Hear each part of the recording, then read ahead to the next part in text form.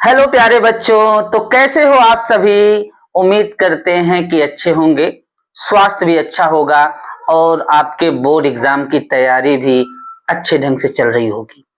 इसी तैयारी के बीच हम आपके लिए लेकर आए हैं एक महत्वपूर्ण टॉपिक, जिस टॉपिक का नाम है कार्बोहाइड्रेट।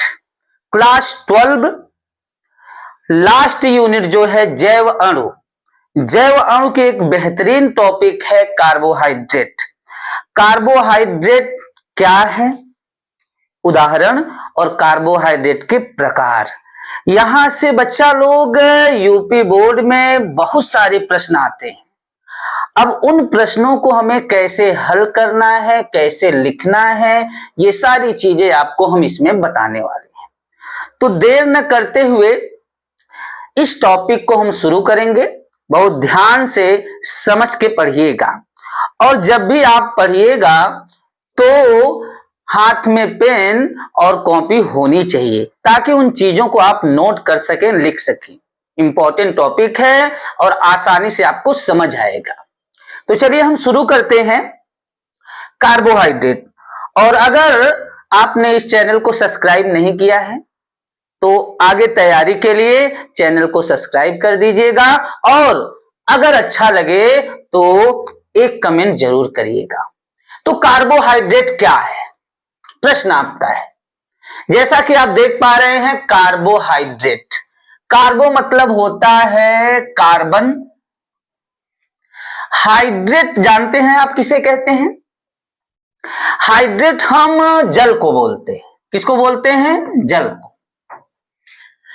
तो अगर हम नाम से देखें, चूंकि हम लोग केमिस्ट्री में कार्बोहाइड्रेट पढ़ रहे हैं, अगर हम इसके नाम से देखें तो कार्बन का हाइड्रेट, यानी कि ऐसा जटिल यौगिक, जटिल कार्बनिक यौगिक जो क्या हो, कार्बन का हाइड्रेट हो, वो कार्बोहाइड्रेट है। लेकिन अगर हम केमिस्ट्री में पढ़ रहे हैं तो हमें कार्बोहाइड्रेट की जो परिभाषा देनी होगी वो केमिकल कंटेंट के आधार पे देनी है। केमिकल कंटेंट के आधार पे हम कार्बोहाइड्रेट को कैसे समझाएंगे। तो पहले तो आपको बता दें कि ये जो कार्बोहाइड्रेट है क्या है, कार्बन का हाइड्रेट है। इसका मतलब उसमें कार्बन होगा और हाइड्रेट H2O होगा। अब इसकी परिभाषा रासायनिक रूप से हम कैसे देंगे, ध्यान दीजिएगा। इसकी परिभाषा बड़े आसानी से समझ में आ जाएगी और आप उसको लिख सकते हैं। पहली बात तो आपको बता दें, कार्बोहाइड्रेट एक जटिल कार्बनिक यौगिक होता है। जटिल का अर्थ यह है कि इसमें कार्बन परमाणुओं की, ऑक्सीजन परमाणुओं की, हाइड्रोजन परमाणुओं की संख्या बहुत ज्यादा होती है, तो इसमें जटिलता है। तो कार्बोहाइड्रेट क्या है? जटिल कार्बनिक यौगिक है। अब इसमें कौन से क्रियात्मक समूह पाए जाते हैं, क्योंकि परिभाषा जब हम इसकी देंगे तो क्रियात्मक समूह के आधार पे या उसमें केमिकल कंटेंट क्या है उस आधार पे देंगे। तो आप एल्डिहाइड क्रियात्मक समूह का नाम सुने होंगे, एल्डिहाइड, जिसका क्रियात्मक समूह होता है CHO। और एक क्रियात्मक समूह है कीटोन, जिसका होता है CO, और ये द्विसंयोजी है, दो बंद खाली। ये क्या है? ये एल्डिहाइड है, ये एल्डिहाइड है आपका, और ये आपका कीटोन है। ये दो क्रियात्मक समूह जो आप देख पा रहे हैं, एल्डिहाइड का है, कीटोन का है। और एक और क्रियात्मक समूह है OH। OH तो पता ही होगा आपको कौन सा क्रियात्मक समूह है। तो ये हाइड्रोक्सिल, जिसको हम एल्कोहल का क्रियात्मक समूह बोलते हैं, एल्कोहल, OH। तो परिभाषा क्या बनेगी? परिभाषा इन्हीं क्रियात्मक समूह के बीच में घूमती है इसकी। क्या? तो वे जटिल कार्बनिक यौगिक जिसमें पॉलीहाइड्रॉक्सी समूह होते हैं, ध्यान देना, पॉलीहाइड्रॉक्सी समूह, पॉली मतलब होता है बहुत से, मेनी। हाइड्रॉक्सी समूह मतलब होता है अल्कोहली समूह, यानी OH। यानी कार्बोहाइड्रेट में OH समूह होता है और बहुत से होता है, बहुवचन में। ये क्लियर कर लीजिए पहले। उसके बाद हाइड्रॉक्सी समूह तो होता ही है, हाइड्रॉक्सी समूह के साथ साथ वो भी हाइड्रॉक्सी समूह कितना, पॉली यानी मेनी, बहुत से हाइड्रॉक्सी समूह होता है। हाइड्रॉक्सी समूह के साथ साथ या तो उसमें एल्डिहाइड समूह होगा, अगर एल्डिहाइड नहीं होगा तो कीटोन समूह होगा। यानी कि जो कार्बोहाइड्रेट होता है उसमें हाइड्रॉक्सी समूह होगा, और कितना होगा, बहुत से हाइड्रॉक्सी समूह होंगे कार्बोहाइड्रेट में, और हाइड्रॉक्सी समूह के साथ साथ या तो एल्डिहाइड होगा, अगर एल्डिहाइड नहीं होगा तो कीटोन होगा। ध्यान दीजिएगा, हाइड्रॉक्सी समूह तो कंफर्म है, यही हाइड्रॉक्सी समूह, एल्कोहली समूह को हम हाइड्रॉक्सी समूह बोलते हैं। हाइड्रॉक्सी, ये हाइड्रॉक्सी समूह है, ठीक है। और हाइड्रॉक्सी समूह कितने होते हैं कार्बोहाइड्रेट में, बहुत से होते हैं। पॉलीहाइड्रॉक्सी, पॉली मतलब बहुत से, और हाइड्रॉक्सी समूह के साथ साथ या तो CHO होगा यानी कि एल्डिहाइड समूह होगा, या तो कीटोन यानी CO समूह होगा। अच्छा, अब परिभाषा कैसे बनेगी, तो परिभाषा एकदम आसान, केमिकल कंटेंट के आधार पर। देखिए, तो वे जटिल कार्बनिक यौगिक जिसमें पॉलीहाइड्रॉक्सी एल्कोहल, वे जटिल कार्बनिक यौगिक जिसमें पॉलीहाइड्रॉक्सी एल्डिहाइड या पॉलीहाइड्रॉक्सी कीटोन होता है। यानी पॉलीहाइड्रॉक्सी मतलब बहुत से OH के साथ एल्डिहाइड या बहुत से OH के साथ कीटोनिक समूह होता है। तो ऐसे जटिल कार्बनिक यौगिक को कार्बोहाइड्रेट कहते हैं। एक बार फिर ध्यान से सुनिएगा, वे जटिल कार्बनिक यौगिक जिसमें पॉलीहाइड्रॉक्सी एल्डिहाइड या पॉलीहाइड्रॉक्सी कीटोन होता है, उसे हम क्या कहते हैं, कार्बोहाइड्रेट कहते हैं। इससे अच्छी परिभाषा कोई नहीं है, एकदम आसान।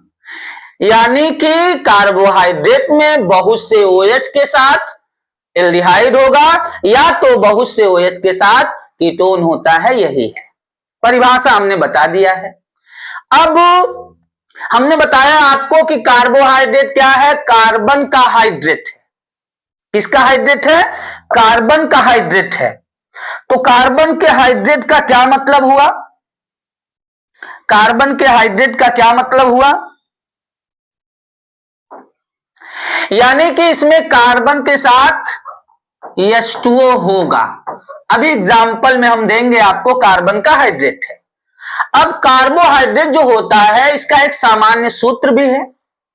सामान्य सूत्र क्या होता है, CnH2ON, ये दे सकते हैं।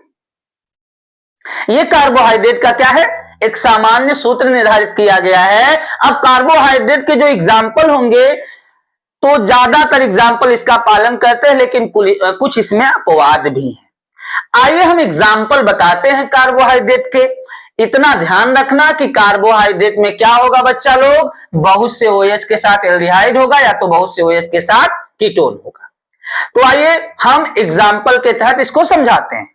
जैसे कार्बोहाइड्रेट कौन है, ग्लूकोज है आपका, फ्रक्टोज है आपका, सुक्रोज है आपका, माल्टोज है आपका, लैक्टोज है आपका, इसके बाद सेलुलोज है आपका, स्टार्च है आपका, ये सभी कार्बोहाइड्रेट है। और सब में पॉलीहाइड्रॉक्सी एल्कोहल के साथ या तो एल्डिहाइड होगा या तो पॉलीहाइड्रॉक्सी एल्कोहल के साथ क्या होगा बच्चा लोग, कीटोन होता है। अच्छा, आइए एग्जाम्पल में कुछ हम दिखाते हैं आपको और फिर आगे बढ़ते हैं कार्बोहाइड्रेट के प्रकार में। तो एग्जाम्पल में क्या है, हम आपको ग्लूकोज और फ्रक्टोज का एग्जाम्पल दे रहे हैं। किसका, ग्लूकोज का, ग्लूकोज, और एक एग्जाम्पल और दे रहे हैं फ्रक्टोज का, फ्रक्टोज। आपको पता होना चाहिए ग्लूकोज और फ्रक्टोज का जो फार्मूला होता है वो एक ही है, क्या, C6H12 H12O6। इतना भी ध्यान रखिएगा कि कार्बोहाइड्रेट में कार्बन, हाइड्रोजन और ऑक्सीजन यही तत्व पाए जाते हैं। पहली बात तो ये। अब ये सूत्र से तो पता नहीं चल रहा है कि कौन कौन से क्रियात्मक समूह हैं।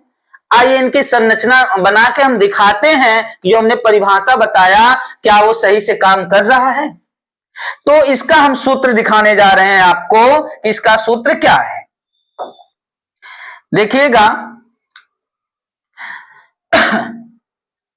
CH, एक मिनट,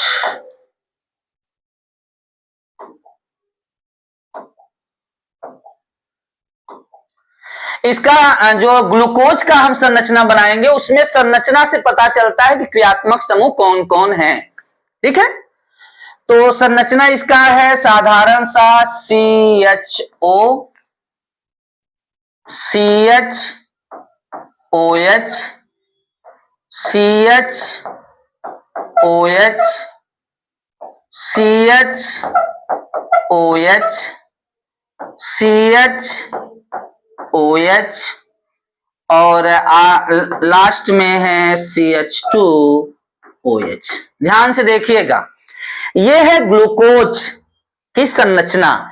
आप इसमें देखेंगे 6 कार्बन होगा, 6 ऑक्सीजन होगा और 1 2 3 4 5 6, ठीक, और 12 हाइड्रोजन होगा। आप देखेंगे 12 हाइड्रोजन आपको मिलेगा। आप उसको कनेक्ट कर सकते हैं, देख सकते हैं, ठीक है ना। अच्छा, अब इसमें जरा देखिएगा क्रियात्मक समूह कौन सा है। तो देखिएगा यहां क्रियात्मक समूह कौन है। एक तो CHO आपको दिख रहा है, यानी कि एल्डिहाइड, और एल्डिहाइड के साथ आप देखेंगे यहां पे क्या दिख रहा है भैया, OH, OH, OH, OH, OH। OH बोले तो हाइड्रॉक्सी समूह, और कितने हैं, 5 हैं। 5 का मतलब पॉलीहाइड्रॉक्सी एल्डिहाइड है। अच्छा, अभी अभी हमने परिभाषा में बताया कि कार्बोहाइड्रेट क्या होते हैं, पॉलीहाइड्रॉक्सी एल्डिहाइड या पॉलीहाइड्रॉक्सी कीटोन होते हैं। तो देखिए 5 OH के साथ एल्डिहाइड है इसमें, ओके। या तो पॉलीहाइड्रॉक्सी कीटोन होगा, यानी कि OH के साथ या तो कीटोन होगा या तो एल्डिहाइड, इसमें एल्डिहाइड है OH के साथ। फ्रक्टोज का आके देखते हैं, फ्रक्टोज का भी सूत्र यही है, लेकिन फ्रक्टोज की संरचना हम बनाएं तो उसमें देखें कौन सा क्रियात्मक समूह कितना है। तो ये है आपका फ्रक्टोज का संरचना, CH2OH,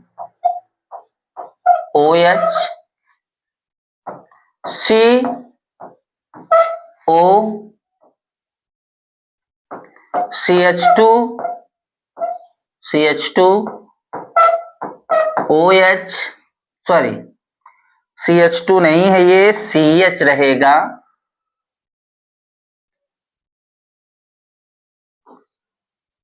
CHOH, CHOH, CHOH और लास्ट में है CH2OH। ये है फ्रक्टोज की संरचना। अब इस संरचना में जरा देखिएगा, 6 कार्बन है आपके पास, 12 हाइड्रोजन मिलेंगे आपको और 6 ऑक्सीजन मिलेंगे। लेकिन इसमें जरा देखिएगा एल्कोहल यानी OH कितने हैं, 1 OH, 2 OH, 3 4 5, यानी कि हाइड्रॉक्सी जो समूह है वो 5 तो, यानी पॉलीहाइड्रॉक्सी तो है। उसके साथ देखिए इसमें एल्डिहाइड तो नहीं है, लेकिन इसमें क्या है, इसमें है CO, यानी कि इसमें कीटोन है।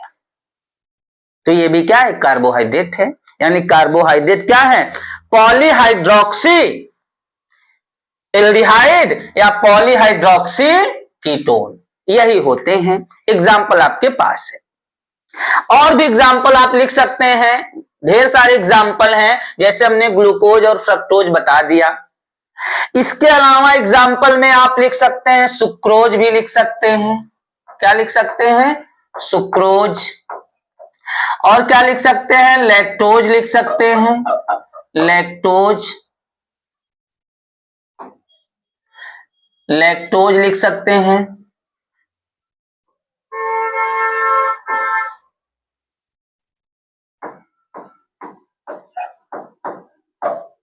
लैक्टोज, सॉरी ये लैक्टोज। इसके अलावा और क्या लिख सकते हैं आप?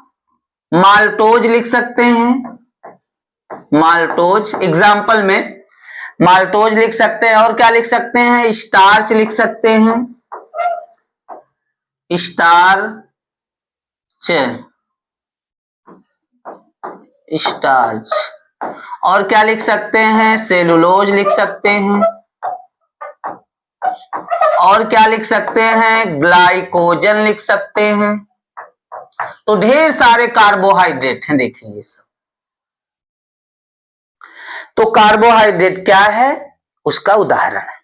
ये आपका मोस्ट इंपॉर्टेंट प्रश्न हो गया।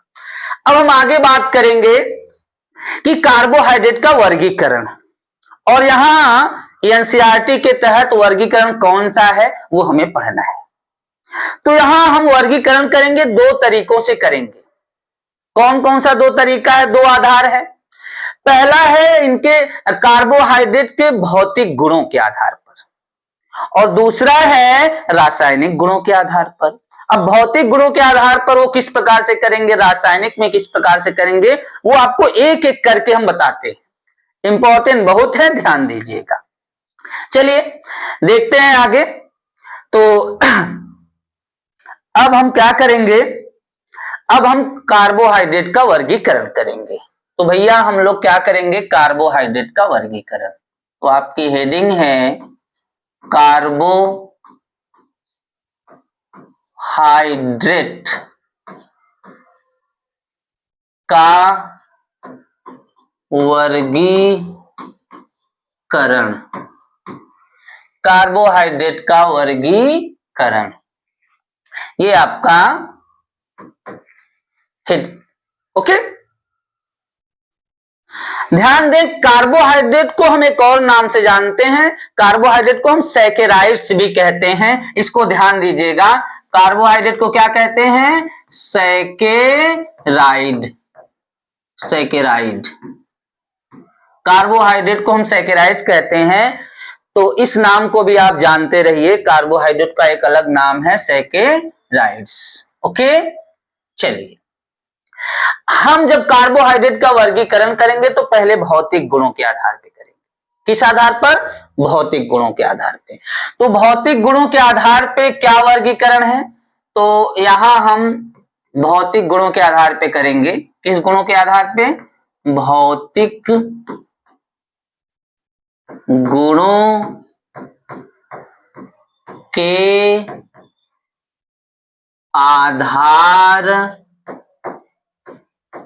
पर, यानी कि इसका वर्गीकरण है भौतिक गुणों के आधार पर। अब यहां भौतिक गुणों में हम स्वाद के अनुसार कार्बोहाइड्रेट का वर्गीकरण करते हैं। तो आपको बता दें, भौतिक गुणों के आधार पर कार्बोहाइड्रेट दो प्रकार के होते हैं। कितने होते हैं? दो प्रकार के। कौन कौन भैया? पहला है शर्कराएं। क्या? शर्कराएं, शुगर जिसको बोलते हैं। क्या बोलते हैं? शुगर, शर्कराएं। और दूसरा है अशर्कराएं। दूसरा क्या है बच्चा लोग? अशर्कराएं। इसको हम बोलते हैं नॉन शुगर। क्या बोलते हैं? Non sugar. तो भौतिक गुणों के आधार पर इनका स्वाद अगर देखें तो स्वाद के अनुसार कार्बोहाइड्रेट यानी सैकेराइड्स को दो भागों में बांटा गया है। कौन? शुगर और नॉन शुगर, यानी शर्करा और अशर्करा। क्या होता है कि इनकी परिभाषा देनी पड़ती है और एग्जाम्पल देना पड़ता है। एग्जाम्पल में याद रखना पड़ता है कौन शर्कराएं हैं और कौन क्या है? अशर्कराएं हैं। तो सीधी सी परिभाषा है। पहले शर्करा की क्या परिभाषा है, शर्करा की क्या परिभाषा है वो क्लियर कर ले। शर्करा क्या होती है कि वे कार्बोहाइड्रेट जो स्वाद में मीठे और जल में घुलनशील होते हैं। वे कार्बोहाइड्रेट जो स्वाद में मीठे तथा जल में घुलनशील होते हैं, ऐसे कार्बोहाइड्रेट को हम क्या बोलते हैं? शर्करा बोलते हैं। क्या बोलते हैं? शर्करा बोलते हैं। यानी जो शर्कराएं होती हैं स्वाद में मीठी होती हैं और जल में घुलनशील, और ये क्रिस्टलीय ठोस भी हैं। कैसे हैं? क्रिस्टलीय ठोस होती हैं। तो ऐसे कार्बोहाइड्रेट को हम क्या बोलते हैं? शर्करा कहते हैं। जैसे कौन सा कार्बोहाइड्रेट शर्करा में आता है? तो बहुत से एग्जाम्पल हैं इसमें जो शर्करा में आते हैं, जैसे ग्लूकोज। एग्जाम्पल में आप लिख दीजिएगा ग्लूकोज। दूसरा फ्रक्टोज, फ्रक्टोज। और एग्जाम्पल है सुक्रोज, सुक्रोज। आगे है लैक्टोज, लैक्टोज। तो ये सभी क्या है? ये सभी शर्कराएं हैं। और भी हैं, इतना एग्जाम्पल काफी है। स्वाद में मीठी, जल में घुलनशील होती हैं और ये क्रिस्टलीय ठोस होती हैं। तो ऐसे कार्बोहाइड्रेट को हम बोलते हैं शुगर यानी शर्कराएं। अच्छा, इसकी परिभाषा हो गई। अब दूसरा अशर्कराएं क्या है भैया? उसी का थोड़ा सा विपरीत है। तो वे कार्बोहाइड्रेट जो स्वादहीन होते हैं, परंतु स्वादहीन मतलब इनका कोई स्वाद नहीं आता। वे कार्बोहाइड्रेट जो स्वादहीन तथा जल में अघुलनशील होते हैं। वे कार्बोहाइड्रेट जो स्वादहीन तथा जल में अघुलनशील होते हैं, और ये जो है ना, ये अक्रिस्टलीय ठोस है। ये क्रिस्टलीय नहीं होते, अक्रिस्टलीय ठोस है। तो वे कार्बोहाइड्रेट जो स्वादहीन तथा जल में अघुलनशील होते हैं, उन्हें हम बोलते हैं अशर्कराएं, नॉन शुगर। और नॉन शुगर जो होते हैं, अशर्कराएं जो होती हैं, ये क्या है? ये अक्रिस्टलीय ठोस होती हैं। फॉर एग्जाम्पल, इनके एग्जाम्पल क्या है वो लिख दीजिए। तो ये सबसे जटिल शर्करा माने अशर्करा है, कार्बोहाइड्रेट है सबसे जटिल। जैसे स्टार्च, क्या? स्टार्च। और एग्जाम्पल है आपका सेलुलोज। क्या? सेलुलोज। और है ग्लाइकोजन, ग्लाइकोजन। तो ये जो है ये अशर्कराएं हैं, यानी स्वादहीन होती हैं, जल में अघुलनशील होती हैं और ये अक्रिस्टलीय ठोस है। तो इस प्रकार से भौतिक गुणों के आधार पे कार्बोहाइड्रेट आपका दो मिल गया, शर्कराएं, अशर्कराएं। परिभाषा हमने बता दिया है, नोट कर लीजिएगा, और ये आपका एग्जाम्पल है। तो भौतिक गुणों के आधार पे हो गया। अब हम चलते हैं कार्बोहाइड्रेट का वर्गीकरण करते हैं, लेकिन किस आधार पर? रासायनिक गुणों के आधार पर। किस आधार पर? रासायनिक गुणों के आधार पर हम वर्गीकरण करते हैं ना। चलिए, और रासायनिक गुणों के आधार पे जो वर्गीकरण है वो बहुत ज्यादा महत्वपूर्ण है। क्या है? बहुत ज्यादा महत्वपूर्ण है। रासायनिक गुणों के आधार पर जब हम इसको बांटेंगे, तो रासायनिक गुणों के आधार पर ये कितने प्रकार का है और उनके एग्जाम्पल क्या है, ये सारी चीजें हम वहां सीखेंगे। ओके,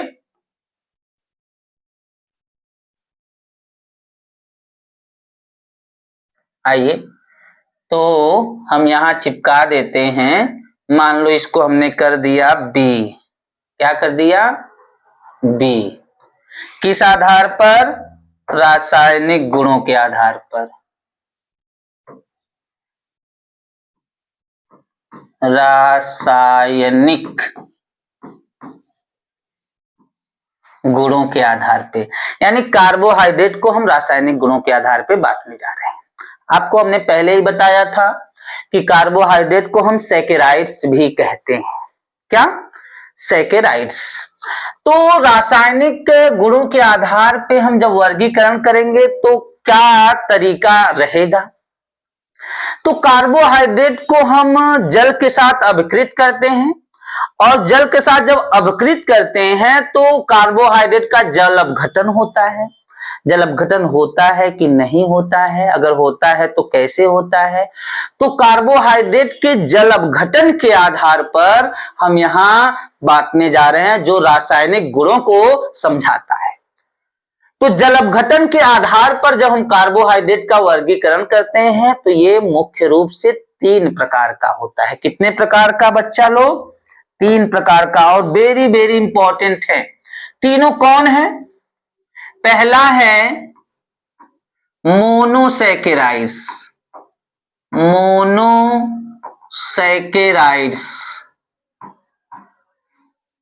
सैकेराइड्स। पहला है आपका मोनोसैकेराइड्स, मोनोसैकेराइड्स।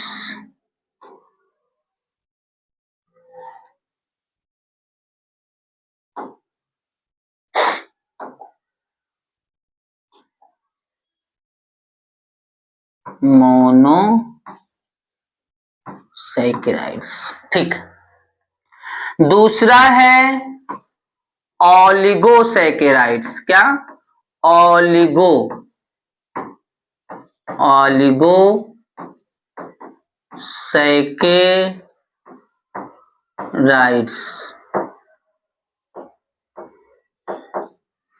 ऑलिगोसैकेराइड्स आपका ये दूसरा है।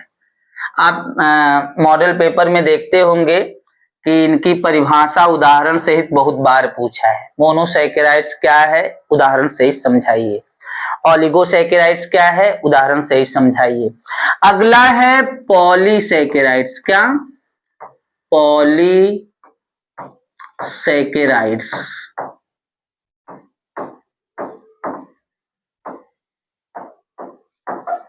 सैकेराइड्स मतलब कार्बोहाइड्रेट। तो कार्बोहाइड्रेट 3 प्रकार का है रासायनिक गुणों के आधार पे, और रासायनिक गुणों में ये देखना है कि इनका जल अपघटन करेंगे और जल अपघटन के आधार पे इनको समझाएंगे। तो एक एक करके तीनों को आइए हम समझ लेते हैं। मोनोसैकेराइड्स क्या है, ऑलिगोसैकेराइड्स क्या है, पॉलीसैकेराइड्स क्या है, इनकी परिभाषा, इनका उदाहरण। वेरी वेरी इंपॉर्टेंट है, और किसी न किसी सेट में कोई ना कोई जरूर आता है, तो इसको ध्यान से समझिएगा। यहीं पे आपको एकदम क्लियर हो जाता है, क्योंकि है बड़ा आसान। तो आइए एक एक करके समझते हैं। इसको आप नोट कर सकते हैं। ओके, तो हम मोनोसैकेराइड से शुरुआत करेंगे। तो चलिए मोनोसैकेराइड से हम शुरुआत करते हैं। Okay, monosaccharides.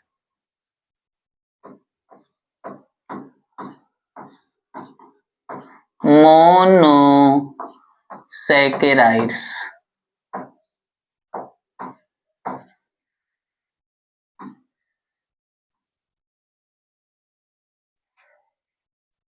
इस देश में शिक्षा का जो स्तर है वो बहुत गिरता जा रहा है। आज आप दिल्ली का इलेक्शन अगर सुने होंगे तो पूरे भारत में अभी तक जो दिल्ली की सरकार थी, आम आदमी पार्टी की सरकार थी, उसने शिक्षा के क्षेत्र में बहुत बड़ा काम किया था, और ये सबको पता है। उसने टीचरों को एकत्रित किया, मोटिवेट किया, यहां तक कि टीचरों को विदेश भेजा।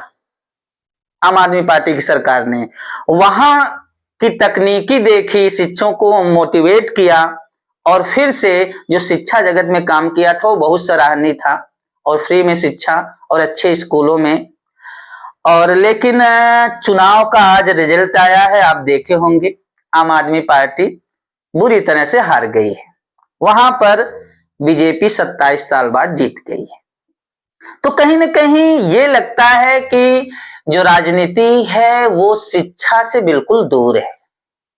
उत्तर प्रदेश में आप देख ही रहे होंगे नौकरी की क्या हालत है, और खास तौर पर टीचर वैकेंसी की क्या हालत है। और पता भी है राजनेताओं को कि इस पर वोट मिलता नहीं, शिक्षा हमारी बदतर होती जा रही है। तो ये हमारे लिए गर्व की बात नहीं है, बल्कि ये हमारे लिए शर्म की बात है। फिलहाल आप अपना काम करिए। तो मोनोसैकेराइड्स क्या है, ध्यान से सुनिएगा। वे कार्बोहाइड्रेट, क्या? वे कार्बोहाइड्रेट जिनका जल अपघटन नहीं होता है। वे कार्बोहाइड्रेट जिनका जल अपघटन नहीं होता है, यानी कि ऐसा कार्बोहाइड्रेट जिनको जल के साथ हम अपकृत करें, अपक्रिया कराएं और जल के साथ अपक्रिया कराएं लेकिन उसका अपघटन न हो, यानी कि वह कार्बोहाइड्रेट विखंडित न हो, दो या दो से अधिक भागों में अलग न हो। तो सीधी सी परिभाषा है कि ऐसा कार्बोहाइड्रेट या ऐसा सैकेराइड्स जिसका जल अपघटन नहीं होता है, उन्हें हम क्या कहते हैं? मोनोसैकेराइड्स कहते हैं। क्या कहते हैं? मोनोसैकेराइड्स कहते हैं। एकदम साधारण सी परिभाषा है। ऐसा कार्बोहाइड्रेट जिनका जल अपघटन नहीं होता है उन्हें हम मोनोसैकेराइड्स कहते हैं। अब मोनोसैकेराइड्स का एक सामान्य सूत्र होता है। मोनोसैकेराइड्स का सामान्य सूत्र है CnH2ON। ये मोनोसैकेराइड्स का सामान्य सूत्र है। इसमें जहां n का मान कितना है, इसमें जहां n बराबर 3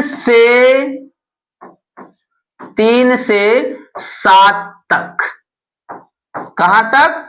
3 से 7 तक है, यानी कि n का जो मान है वो 3 से 7 है। इसका मतलब ये हुआ कि जो मोनोसैकेराइड्स हैं उसमें कार्बन की जो संख्या है वो 3 से 7 के बीच होगी।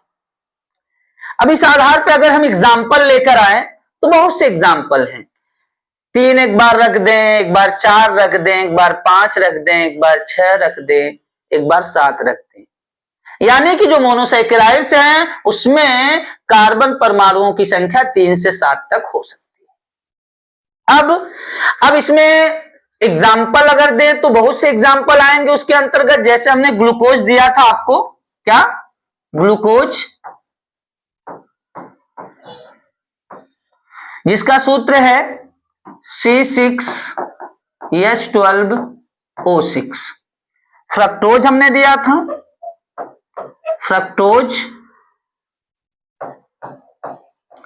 उसका भी सूत्र यही है और हमने दिखाया था दोनों की संरचना बना के। तो ये सभी क्या है? मोनोसैकेराइड्स है। इसके अलावा और भी है। तो मोनोसैकेराइड्स की परिभाषा यही है कि वे सैकेराइड्स या वे कार्बोहाइड्रेट जिनका जल अपघटन नहीं होता है उन्हें हम मोनोसैकेराइड्स कहते हैं। मोनोसैकेराइड्स का सामान्य सूत्र CnH2O के होल पावर n, जहां n का जो मान है वो 3 से 7 तक होगा। तो n की जगह 3 रखेंगे, 4 रखेंगे, 5 रखेंगे, 6 रखेंगे तो इनके एग्जाम्पल हमको मिलते हैं। उदाहरण के तौर पे ग्लूकोज है, फ्रक्टोज है, क्योंकि इसमें देखिए 6 कार्बन है, और राइबोज होता है, ग्लिसरल्डिहाइड होता है, ये भी एग्जाम्पल है इसके। ठीक है, जैसे 3 रखेंगे तो ग्लिसरल्डिहाइड मिलता है, 5 रखने पे राइबोज मिलता है। तो ये मोनोसैकेराइड्स है। तो परिभाषा हमने बता दिया, एग्जाम्पल बता दिया। एग्जाम्पल और भी लिख सकते हैं, ठीक है, राइबोज भी लिख सकते हैं, ग्लिसरल्डिहाइड भी लिख सकते हैं। क्या?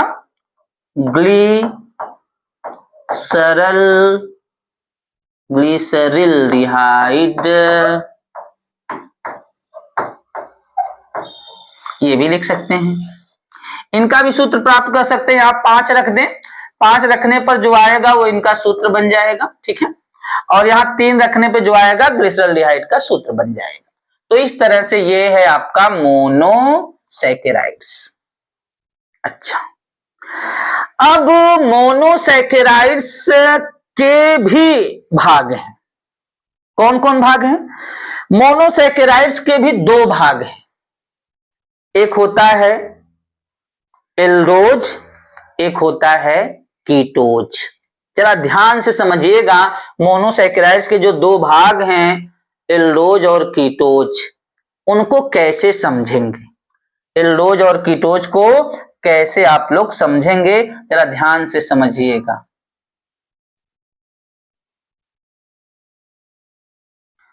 मोनोसैकेराइड्स का पुनः वर्गीकरण किया जा रहा है। ध्यान देना, मोनोसैकेराइड्स का क्या किया जा रहा है? वर्गीकरण किया जा रहा है। तो मोनोसैकेराइड्स का वर्गीकरण करेंगे तो कितने भाग हैं इसके? 2 भाग हैं। कितने? 2। कौन कौन भैया? मोनोसैकेराइड्स के 2 भाग कौन है? एक है एल्डोज, क्या है? एल्डोज। और दूसरा भाग है कीटोज, कीटोज, एल्डोज और कीटोज। ध्यान देना, मोनोसैकेराइड्स यानी कि कार्बोहाइड्रेट है, और हमने शुरुआत में ही परिभाषा बताई थी कि कार्बोहाइड्रेट में क्या होगा, बहुत से OH के साथ यानी पॉलीहाइड्रोक्सी के साथ एल्डिहाइड होगा, या तो पॉलीहाइड्रोक्सी के साथ कीटोन होगा, यही दो होते हैं। अब हम एल्डोज किसे कहते हैं, कीटोज किसे कहते हैं? मोनोसैकेराइड्स आपने अभी पढ़ा, इसका सामान्य सूत्र भी हमने बताया, CnH2ON, जहां n का जो मान है वो 3 से 7 तक है। n का मान कितना है? 3 से 7 तक है, 3 से 7 तक। अच्छा, अब कौन से मोनोसैकेराइड्स को एल्डोज कहेंगे, किसको हम कीटोज कहेंगे? और इनमें कार्बन की संख्या हमने पहले ही बता दिया भैया, 3 से 7 तक होनी चाहिए। ओके, अब ध्यान से इसकी परिभाषा आप दे सकते हैं क्या? वे मोनोसैकेराइड्स जिसमें पॉलीहाइड्रोक्सी के साथ एल्डिहाइड समूह उपस्थित होता है। क्या? वे मोनोसैकेराइड्स जिसमें पॉलीहाइड्रोक्सी के साथ, यानी कि ये पॉली होगा, पॉली मतलब एक से अधिक, बहुत से, और उसके साथ क्या होगा, ये एल्डिहाइड समूह है आपका। तो वे मोनोसैकेराइड्स जिसमें पॉलीहाइड्रोक्सी एल्डिहाइड होते हैं उन्हें हम एल्डोज कहते हैं। उन्हें हम क्या कहते हैं? एल्डोज कहते हैं। और इसकी क्या परिभाषा है? वे मोनोसैकेराइड्स जिसमें पॉलीहाइड्रोक्सी, यानी हाइड्रोक्सी इसमें भी पॉली रहेगा, लेकिन पॉलीहाइड्रोक्सी के साथ क्या होता है भैया? कीटोनिक समूह होता है। यानी कि वे मोनोसैकेराइड्स जिसमें पॉलीहाइड्रोक्सी के साथ कीटोन उपस्थित होता है उन्हें हम क्या नाम देते हैं? कीटोज नाम देते हैं। क्या नाम देते हैं? कीटोज नाम देते हैं। ध्यान देना, वे मोनोसैकेराइड्स जिसमें पॉलीहाइड्रोक्सी के साथ एल्डिहाइड होता है उसे एल्डोज कहते हैं, तथा वे मोनोसैकेराइड जिसमें पॉलीहाइड्रोक्सी के साथ कीटोन होता है उसे हम क्या कहते हैं? कीटोज नाम देते हैं। अब इन दोनों का सामान्य सूत्र तो यही है, बस अंतर यह है कि OH दोनों में है, पॉलीहाइड्रोक्सी दोनों में है। एल्डोज में क्या होगा? OH के साथ CHO होता है, और कीटोज में क्या होता है? OH के साथ कीटोन होता है। यही अंतर है। एग्जाम्पल तो ढेर सारे आप दे सकते हैं, क्योंकि उनमें कार्बन की संख्या 3 से 7 तक हो सकती है। कितनी हो सकती है? 3 से 7 तक हो सकती है। ध्यान देना, इनके कुछ नाम दर्शाए गए हैं। एग्जाम्पल तो हम दे सकते हैं ग्लूकोज का, यहां एग्जाम्पल आप रख सकते हैं किसका? ग्लूकोज। ग्लूकोज की संरचना हमने आपको शुरुआत में ही दिखाई थी, ठीक है, C6H12O6। आपने देखा था इसमें 5 OH था और एक एल्डिहाइड समूह था, यानी कि क्या है? एक प्रकार का एल्डोज है, और कार्बन की संख्या कितनी है? 6, यानी कि उसके बीच में। और इसमें हमने एक एग्जाम्पल दिया था आपको, फ्रक्टोज। क्या? फ्रक्टोज। इसका भी सूत्र होता है C6CH12O6। इसमें आपने देखा था, संरचना में हमने दिखाया था, इसमें 5 OH के साथ क्या होता है? कीटोनिक समूह होता है। तो ये कीटोज है। इन दोनों में कार्बन की संख्या 6 है, और हमने बताया कि इनमें कम से कम 3 और ज्यादा से ज्यादा कितने कार्बन हो सकते हैं? 7। इनके कुछ नाम दर्शाए गए हैं, उन नामों को थोड़ा सा हम चर्चा कर देंगे। जैसे जब एल्डोज में कार्बन की संख्या 3 होती है, कितना होती है? कार्बन की संख्या 3 होती है, तो उसका नाम क्या पड़ता है? 4 होती है, उसका नाम क्या पड़ता है? 5 होती है, उसका नाम क्या पड़ता है? तो ध्यान दें, अगर एल्डोज में कार्बन की संख्या 3 है तो उसे क्या बोलते हैं? Trio aldose. 4 होती है तो टेट्रा एल्डोज। 5 होती है तो पेंटा एल्डोज, 6 होती है तो हेक्सा एल्डोज, 7 होती है तो हेप्टा एल्डोज। या उसको शॉर्ट में नाम दिया गया है कि ऐसा एल्डोज जिसमें 3 कार्बन हो। कितने कार्बन हो? 3 कार्बन हो तो उसको ट्रायोस बोलते हैं। 4 कार्बन हो उसको टेट्रोस बोलते हैं। 5 कार्बन हो उसको पेंटोस बोलते हैं। 6 कार्बन हो उसको हेक्सोज बोलते हैं और 7 कार्बन हो तो उसको हेप्टोज नाम दिया जाता है। उसी तरह इनके भी नाम है। ऐसा कीटोज जिसमें 3 कार्बन हो, ट्रायोकीटोज। 4 कार्बन हो, टेट्राकीटोज। 5 कार्बन हो, पेंटाकीटोज। 6 कार्बन हो, हेक्साकीटोज। 7 कार्बन हो, हेप्टाकीटोज। तो इस तरह से इनके नाम दिए गए हैं। जैसे ग्लूकोज में क्या कार्बन है? 6 कार्बन, तो हम इसको कह सकते हैं हेक्सा एल्डोज या हेक्सोज। क्या कह सकते हैं? हेक्सा एल्डोज या हेक्सोज बोल सकते हैं। ये इनके नाम दिखाए गए हैं। तो इस प्रकार से ये आपका पूरा मोनोसैकेराइड्स है और उसका वर्गीकरण। जब आपसे मोनोसैकेराइड्स का परिभाषा और उदाहरण पूछेगा तो हमने जो परिभाषा बताई कि भैया वे कार्बोहाइड्रेट जिसका जल अपघटन नहीं होता है उसे मोनोसैकेराइड्स कहते हैं। इसका एक सामान्य सूत्र होता है CnH2ON और जहां n का मान 3 से 7 तक होता है। उसके बाद एग्जाम्पल दे देंगे। हमने ढेर सारा एग्जाम्पल दिया था, ग्लूकोज, फ्रक्टोज, राइबोज, ग्लिसरैल्डिहाइड, इतना लिखना है। एल्डोज और कीटोज के बारे में जब पूछेगा वर्गीकरण तब आपको देना है। तो इस प्रकार से आपका एक क्लियर हो गया मोनोसैकेराइड्स। अब हम बात करते हैं आगे डाइसैकेराइड्स की। किसकी? डाइसैकेराइड्स की। चलिए सॉरी ऑलिगोसैकेराइड, जो दूसरा नंबर था क्या था आपका? ऑलिगोसैकेराइड्स। ऑलिगोसैकेराइड्स,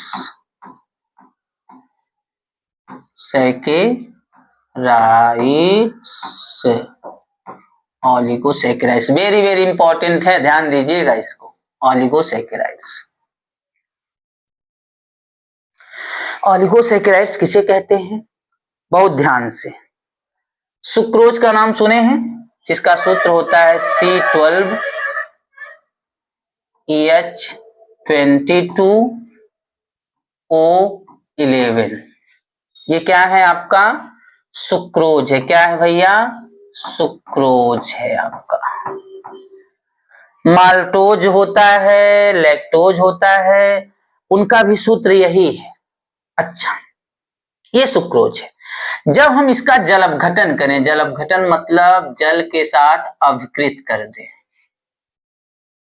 तो जब इसको हम जल के साथ अवकृत करते हैं तो ये जल अपघटित होकर जानते हैं क्या देता है?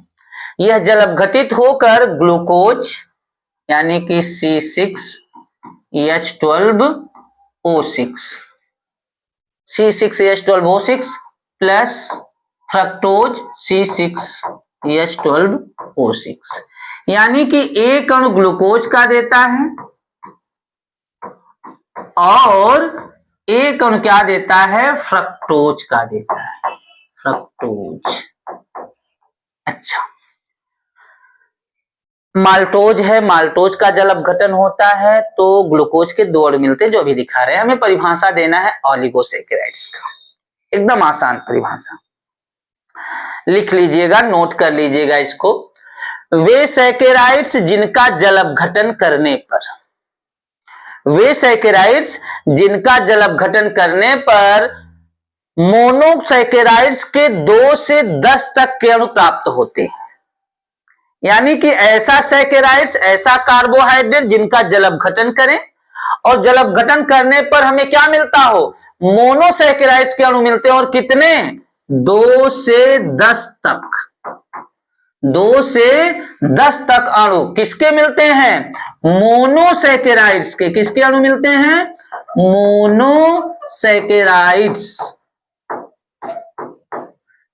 यानी कि ऐसा कार्बोहाइड्रेट, ऐसा सैकेराइड्स जिसका जल अपघटन करने पर मोनोसैकेराइड्स के कितने 2 से 10 तक अणु प्राप्त होते हैं, मिलते हैं, उन्हें हम ओलिगोसैकेराइड्स कहते हैं।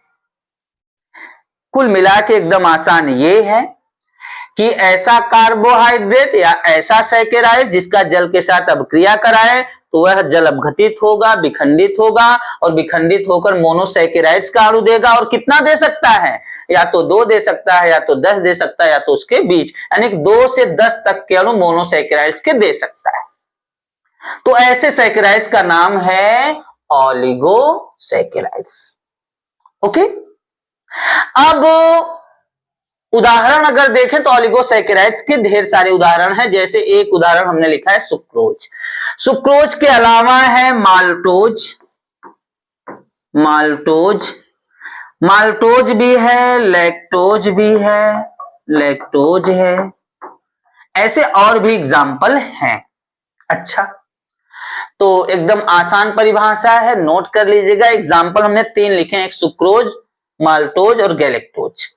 अच्छा, तो ओलिगोसैकेराइड्स ऐसा सैकेराइड्स है जिसका जल अपघटन होगा तो क्या देगा? मोनोसैकेराइड्स के 2 से 10 तक के अणु देंगे।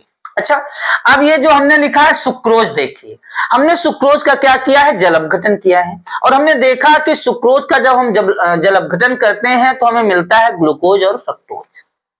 एक अणु ग्लूकोज का मिलता है, एक अणु फ्रक्टोज। अब ग्लूकोज फ्रक्टोज क्या है? ये मोनोसैकेराइड से दोनों। तो ये जो है जल अपघटित हुआ तो हमें क्या दिया? मोनोसैकेराइड दिया। कितना अणु दिया? 2 दिया। तो हम इसको क्या कह सकते हैं? ओलिगोसैकेराइड्स कह सकते हैं। ये क्या है? ओलिगो।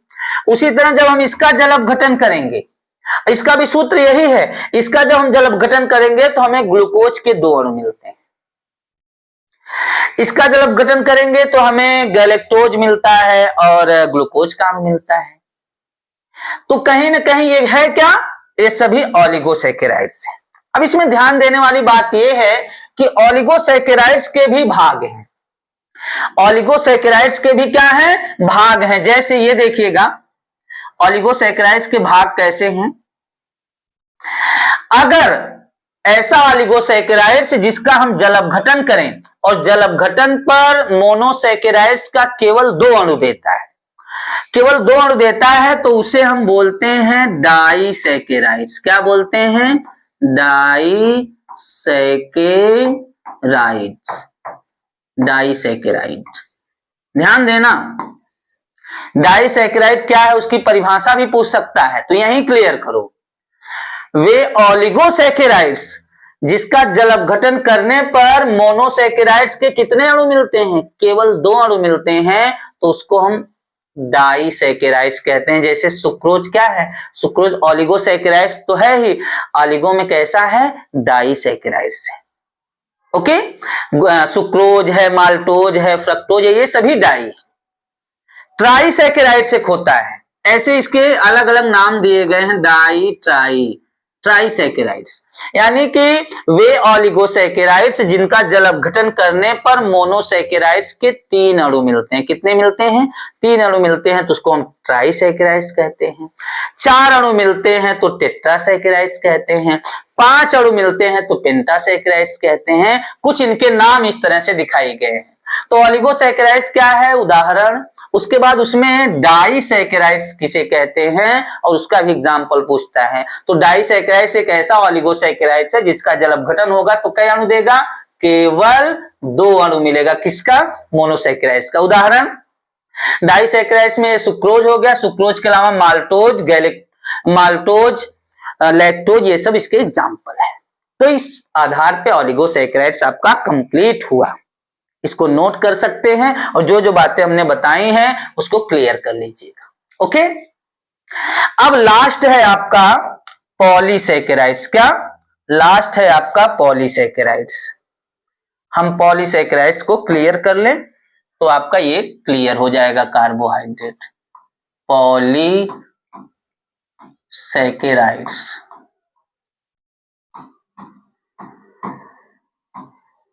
पॉलीसैकेराइड्स परिभाषा पूछता है पॉलीसैकेराइड्स का। पॉली मतलब आप जानते हैं बहुत से, सैकेराइड मतलब कार्बोहाइड्रेट। परिभाषा बहुत आसान है। स्टार्च का नाम सुने होंगे आप लोग, जिसका सूत्र हम ऐसे दिखाएंगे C5H10O5 whole N starch plus हम इसका जलवग्रहण करेंगे। एन का मतलब है एन क्लियर नहीं है, ये बहुत सा यानी कि स्टार्च बहुत जटिल यौगिक होता है। उसमें एक इकाई जो है C5H10O5 एक छोटी इकाई है और ये ऐसी ही एन इकाइयां, एन मतलब बहुत सी इकाइयां हैं इसमें जो एक दूसरे से जुड़ी हैं। इसका जलवघटन कराएं यानी कि H2O की संख्या कितना लेंगे, एन लेंगे। कितना लेंगे, एन लेंगे। जब जलवघटन होगा तो स्टार्च का जब जल के साथ अभिक्रिया कराते हैं जलवघटन होता है तो हमें मोनोसैकेराइड्स का मिलता है अणु, कौन, ग्लूकोज मिलता है। अब ग्लूकोज कितना मिलता है, एन मतलब बहुत से, एन मतलब बहुत से। ओके, अच्छा एक मिनट, इसका जो सूत्र है आपका